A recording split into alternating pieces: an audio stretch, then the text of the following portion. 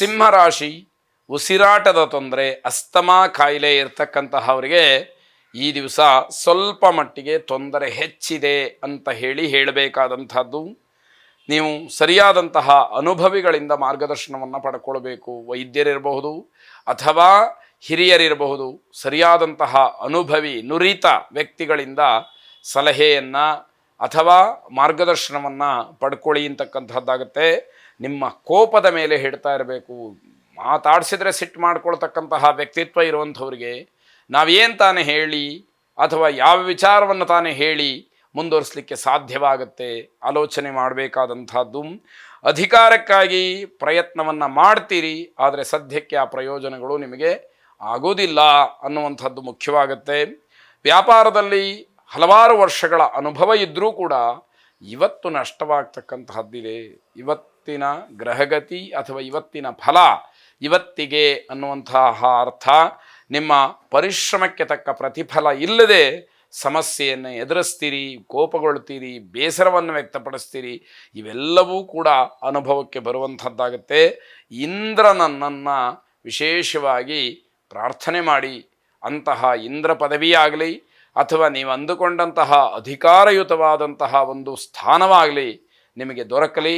ಶುಭವಾಗಿ. ಕನ್ಯಾ ರಾಶಿ, ಈ ದಿವಸ ಯಾವ ಕೆಲಸ ನಿಮಗೆ ಯೋಗ್ಯವಲ್ಲವೋ ಅಂತಹ ಕೆಲಸದಲ್ಲಿ ಭಾಗಿಗಳಾಗಬೇಡಿ. ಬೇರೆ ದಿವಸ ಹೋಗ್ಬೋದಾ? ಇಲ್ಲ, ಖಂಡಿತ ಯಾವಾಗಲೂ ಇಲ್ಲ. ಆದರೆ ಇವತ್ತು ವಿಶೇಷವಾಗಿ ಆ ವಿಷಯವನ್ನು ಹೇಳಬೇಕಾದಂಥದ್ದು. ಆದಷ್ಟು ನಿಮಗೆ ಯೋಗ್ಯವಲ್ಲದೇ ಇರತಕ್ಕಂತಹ ಕೆಲಸಗಳಲ್ಲಿ ಯಾವ ಕಾರಣಕ್ಕೂ ಕೂಡ ಯಾವ ಒತ್ತಡಕ್ಕೂ ಕೂಡ ಮಣಿದು ಭಾಗಿಗಳಾಗ್ತಕ್ಕಂಥದ್ದು ಬೇಡ.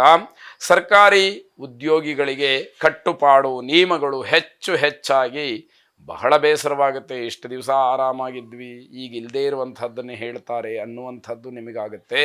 ನಿಯಮಗಳು ಹೊಸತೇನಲ್ಲ, ಹಿಂದಿಂದನೂ ಇದ್ದಿದ್ದೇ, ನೀವು ಆಚರಣೆ ಮಾಡ್ತಾ ಇರಲಿಲ್ಲ ಅನ್ನುವಂಥದ್ದನ್ನು ಜ್ಞಾಪಿಸ್ಕೊಳ್ಬೇಕು. ಹಣ ಉಳಿಸೋದಕ್ಕೆ ಪ್ರಯತ್ನವನ್ನು ಮಾಡ್ತೀರಿ. ವಿನಾಕಾರಣ ಖರ್ಚನ್ನು ನಿಲ್ಲಿಸಿದರೆ ನೀವು ಹಣ ಉಳಿಸ್ದಾಗೆ ಅನ್ನುವಂಥದ್ದನ್ನು ತಿಳಿಬೇಕಾಗತ್ತೆ. ನೀವು ಮಾಡ್ತಕ್ಕಂತಹ ಕೆಲಸದಲ್ಲಿ ನಿಮಗೇ ಸಮಾಧಾನ ಇರುವುದಿಲ್ಲ, ಬೇರೆಯವರಿಗೇನು ಹೇಳೋದು? ನೀವು ಮೊದಲು ಆ ಕೆಲಸವನ್ನು ಗೌರವಿಸಬೇಕು. ಮಾಡುವಂತಹ ಕೆಲಸದಲ್ಲಿ ತೃಪ್ತಿ ಸಮಾಧಾನ ನಿಮಗೆ ಸಿಕ್ಕಬೇಕಾದಂಥದ್ದು. ಬೇರೆ ಕೆಲಸಕ್ಕೆ ಈ ದಿವಸ ಪ್ರಯತ್ನವನ್ನು ಮಾಡಬಹುದು, ಆದರೆ ಅದಷ್ಟು ಫಲದಾಯಕವಾಗಿ ನಿಮಗೆ ಅನುಕೂಲವನ್ನು ತರುವುದಿಲ್ಲ ಅಂತ ಅರ್ಥ. ನಂಬಿ ಮೋಸ ಹೋಗ್ತಕ್ಕಂತಹ ಸಾಧ್ಯತೆ ಹೆಚ್ಚಾಗಿರುತ್ತೆ. ಎಚ್ಚರಿಕೆ ಇರಲಿ. ಈ ರಾಶಿಯಲ್ಲಿ ಹುಟ್ಟಿದಂಥವರಿಗೆ ಸಂಪತ್ತು ನಷ್ಟವಾಗಬಹುದು, ಕಳವಾಗಬಹುದು, ಕಳ್ಕೊಳ್ಳಬಹುದು. ಎಚ್ಚರವನ್ನು ವಹಿಸಬೇಕು. ಕುಬೇರ ಲಕ್ಷ್ಮಿಯನ್ನು ಪ್ರಾರ್ಥನೆ ಮಾಡಿ. ಶುಭವಾಗಿ.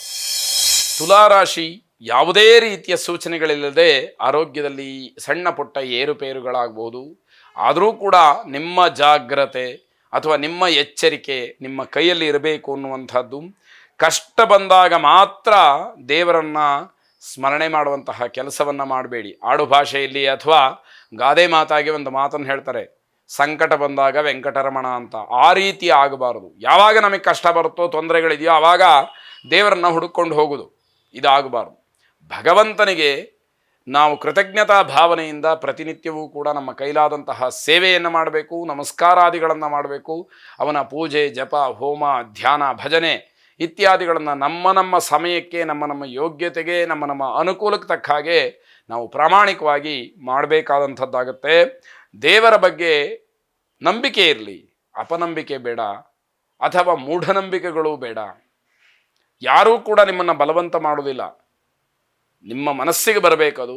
ನಂಬಿದಂತಹ ದೇವರು ನಿಮಗೆ ಸದಾಕಾಲ ಕೈ ಹಿಡಿತಾನೆ ಅಂತಕ್ಕಂತಹ ಅಚಲವಾದಂತಹ ಭಕ್ತಿ ನಿಮ್ಮಲ್ಲಿ ಇರಬೇಕಾದಂಥದ್ದು.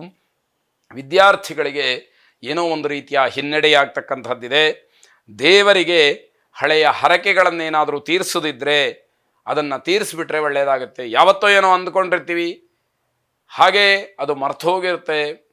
ಯಾವುದರಿಂದಲೂ ನಮಗೆ ತೊಂದರೆ ಆಗ್ತಾ ಇರುತ್ತೆ. ಆ ತೊಂದರೆ ಯಾಕೆ ಆಗ್ತಾ ಇದೆ ಅನ್ನೋದು ಗೊತ್ತಿರೋದಿಲ್ಲ. ಈ ರೀತಿಯ ಹರಕೆ ಇತ್ಯಾದಿಗಳನ್ನು ಹೊತ್ತು ಮರೆತಿದ್ದರೆ ಆ ತೊಂದರೆಗಳು ಸಂಭವಿಸುತ್ತೆ ಅಂತ ಅರ್ಥ. ತಾತ್ಸಾರವನ್ನು ಮಾಡದಲೇ ನಿಮ್ಮ ಆರೋಗ್ಯದ ದೃಷ್ಟಿಯಿಂದ ವೈದ್ಯರ ಸಲಹೆಯನ್ನು ಪಡ್ಕೊಳ್ಳಿ. ಎಲ್ಲ ದೃಷ್ಟಿಯಿಂದ ಕುಲದೇವರನ್ನು ವಿಶೇಷವಾಗಿ ಪ್ರಾರ್ಥನೆ ಮಾಡಿ. ಶುಭವಾಗಿ.